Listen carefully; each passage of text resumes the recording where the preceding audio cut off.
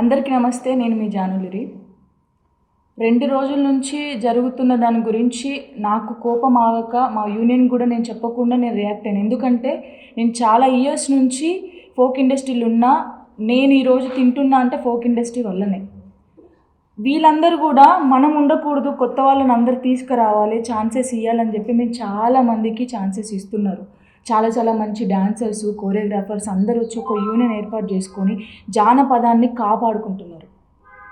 నేను వాళ్ళ personal life గురించి మేము ఎప్పుడు మాట్లాడలేదు. నేను వీడియోలో కూడా మాట్లాడలేదు, మా యూనియన్ కూడా మాట్లాడలేదు.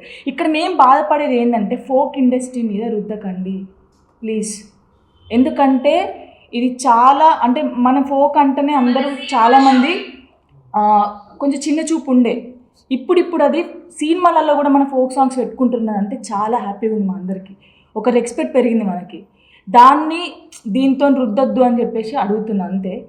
ఇప్పుడు నేను చేసిన దానికి కూడా ఒక వీడియో నేను చేసిన, వీళ్ళకి ఏం చెప్పకుండా, నేను మా పెద్దవాళ్ళకి కూడా చెప్పకుండా నాకు కోపం వచ్చి నేను వీడియో చేసినందుకు కూడా దానికి కూడా చాలామంది చాలా రకాలుగా మాట్లాడుతున్నారు. మీరు మాట్లాడినా కూడా పర్లేదు, ఎందుకంటే ఇది మాకు కన్న తల్లితో సమానం.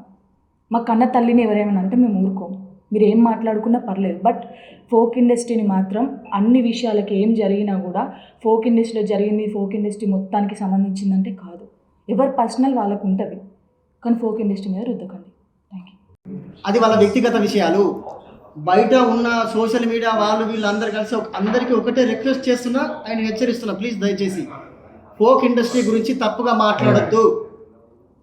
ఎవరైనా సరే సోషల్ మీడియాలో కానీ ఎక్కడ కానీ మీకు నోరు ఎంత వస్తే అంత దయచేసి ఫోక్ ఇండస్ట్రీ గురించి తప్పుగా మాట్లాడద్దు.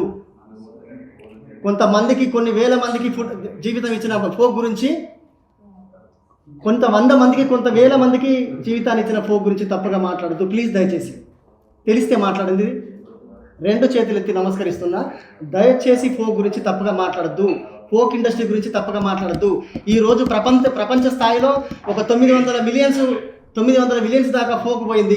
సో గొప్పగా స్థాయిలో ఉన్న ఫోక్ గురించి మీ అవగాహన లేని మాటలతో దయచేసి కించపరచొద్దు, మా మనసులను గాయపరచొద్దు ప్లీజ్. అది వాళ్ళ వ్యక్తిగత విషయాలు, మాకు సంబంధం లేదు.